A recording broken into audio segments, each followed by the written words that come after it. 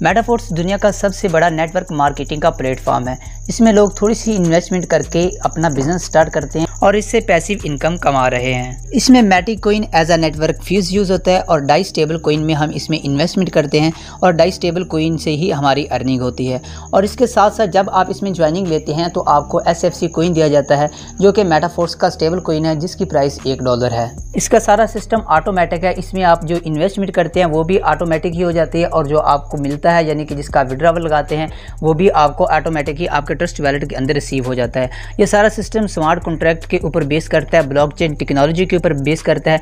इसमें किसी किस्म की विड्रॉवल रिक्वेस्ट लगाने की ज़रूरत नहीं पड़ती, यानी कि जो भी आपकी इन्वेस्टमेंट या जो भी आपकी अर्निंग होती है उसी टाइम आपके ट्रस्ट वैलेट के अंदर आपको रिसीव हो जाती है और जब आपका दिल चाहे आप इससे कैश आउट करवा सकते हैं। इसमें ज्वाइनिंग लेने के लिए क्लासिक के 12 लेवल दिए गए हैं। फर्स्ट लेवल $5 से स्टार्ट होता है और उसके बाद हर लेवल की प्राइस पहले लेवल से डबल होती है, यानी कि फर्स्ट स्लॉट की प्राइस अगर आपको $5 दी गई है तो सेकंड स्लॉट की प्राइस इसके में $10 होगी। अभी इसकी प्री सेल चल रही है, प्री सेल में इसकी ये प्राइस है और अगर अभी स्टैंडर्ड प्राइस शुरू हो जाती है यानी कि प्री सेल खत्म हो जाती है, इसकी प्राइस डबल हो जाएगी, तो फिर आपकी जो ज्वाइनिंग है वो $10 से होगी। इसमें ज्वाइनिंग लेने के लिए सबसे पहले आपके पास Trust Wallet, Token Pocket wallet या मेटामास्क कोई भी वैलेट आपके पास होना ज़रूरी है।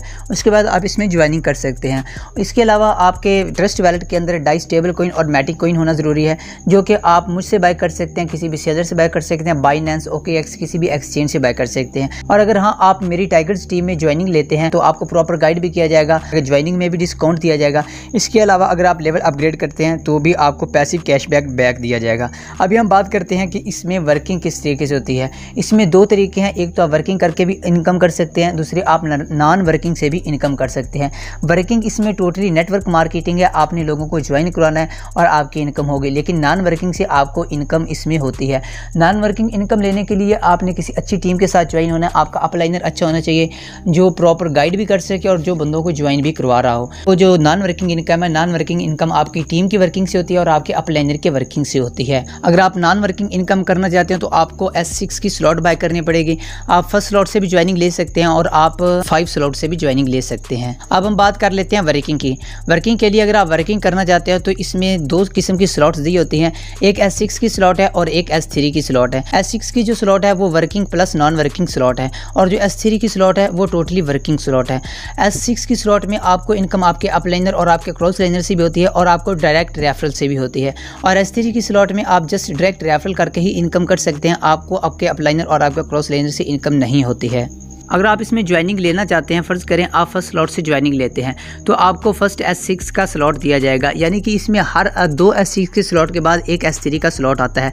फर्स्ट S6 का स्लॉट है, सेकंड S6 का स्लॉट है और जो 3 का मल्टीपल वाला है वो S3 का स्लॉट है, यानी कि थर्ड स्लॉट S3 का, 6th स्लॉट S3 का, 9th स्लॉट S3 का है और उसके बाद 12th स्लॉट S3 का है। अब हम बात करते हैं कि S6 का स्लॉट किस तरीके से काम करता है।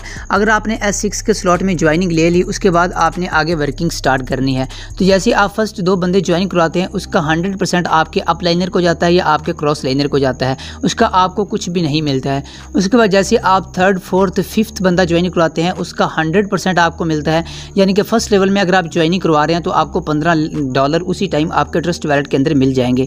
उसके बाद जैसे आप 6th बंदे की ज्वाइनिंग करवाते हैं तो आपकी स्लॉट रिसाइकिल हो जाएगी, यानी कि दोबारा से नए सिरे से शुरू हो जाएगी। और अभी इसी तरीके से सेम तरीके से काम करता है S3 का स्लॉट। S3 के स्लॉट में आपके नीचे 3 बंदों की ज्वाइनिंग होती है, यानी कि आपके नीचे 3 स्पिल ओवर होते हैं। अगर आप फर्स्ट 2 स्पिल ओवर फिल करते हैं, यानी कि फर्स्ट 2 बंदे ज्वाइन करवाते हैं, उसका 100% आपको उसी टाइम मिल जाता है। और जैसे आप 3rd बंदा ज्वाइन कराते हैं उससे आपकी जो स्लॉट है वो दोबारा से रीएक्टिव हो जाती है, यानी कि रिसाइकिल हो जाती है।